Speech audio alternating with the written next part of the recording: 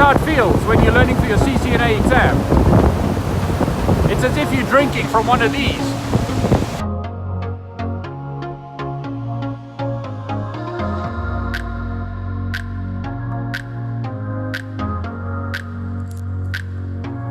You've got to keep on studying, you've got to keep on learning, because in networking, the only constant is change.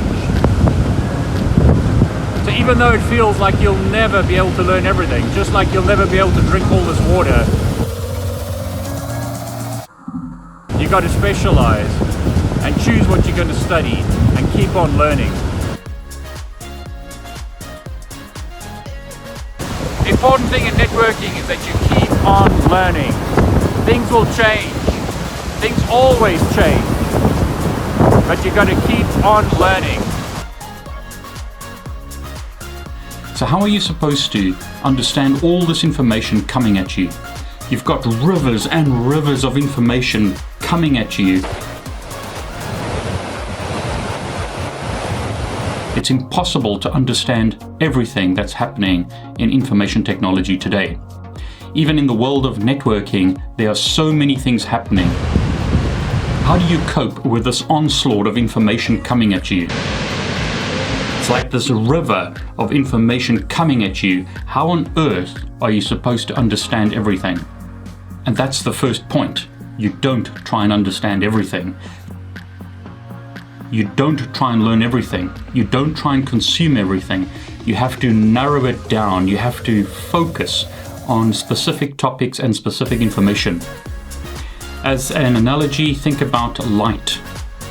We have diffused light, which would light up a room, but when we focus light, we get a laser, and lasers can cut through glass, they can cut through rocks and many other things. So to be effective, you need to focus your concentration. What are your goals for the next month, next 3 months, 6 months, year, 5 years, 10 years? What's your focus? What specific goals are you trying to accomplish in those time frames? It's not always very easy to say, I want to do this in 10 years, but you should have at least an idea of where you're going in the future. What are you trying to accomplish? In this series of videos, I'm going to talk about how you can accomplish more and be more productive, whether you're studying for an exam or just trying to accomplish something. Now, this is a good book, Deep Work. The idea is that you need to work deeply and not do shallow work. If you have the time and money, I suggest you buy this book and you read it. I'm going to talk about some of the principles now, but it's well worth reading. The idea with deep work is that to get big things done or important things done, you need to have blocks of concentration where you're not interrupted. So you need to concentrate on a task at hand, specifically an individual task, and do that for extended periods of time until you complete that task.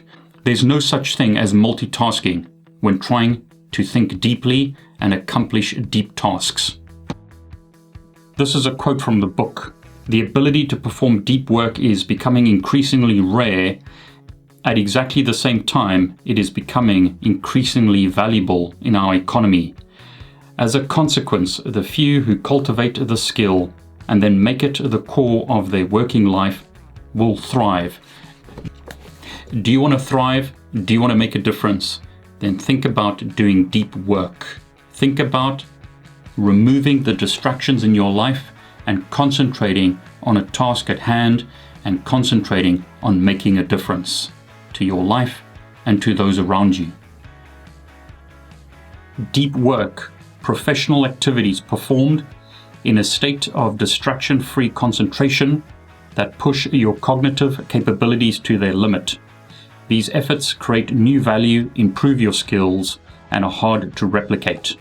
That's what you need to do if you want to accomplish something. Work deeply. Don't work from a shallow mindset or do shallow work. So what is shallow work? Shallow work is non-cognitively demanding, logistical style tasks often performed while distracted. These efforts tend to not create much new value in the world and are easy to replicate. Think about email. So what about these devices? What about Facebook, Instagram, LinkedIn, Twitter? These devices cause shallow work. How often are you interrupted by WhatsApp messages, tweets from Twitter, Instagram posts, Facebook, chats with colleagues, and so forth and so on? How often are you distracted by interruptions from a phone or other device? If you want to accomplish something deep or something important, don't get distracted by a device like this. Don't get distracted by other things.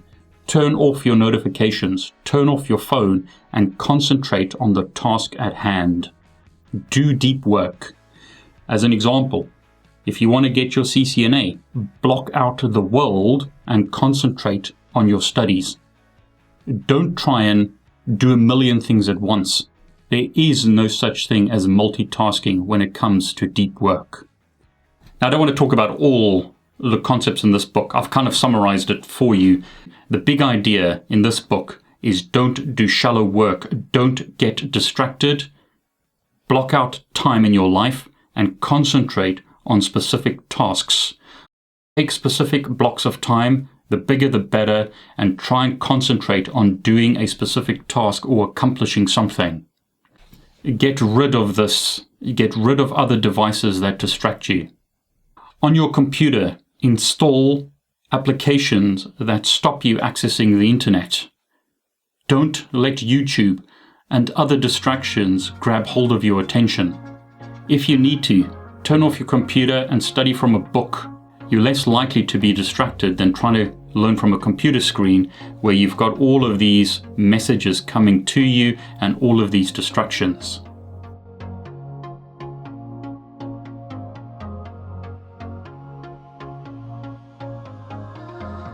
You've got to keep on studying, keep on learning, keep on studying, keep on changing, keep on getting better and better at what you do. Things will change, but always keep on learning.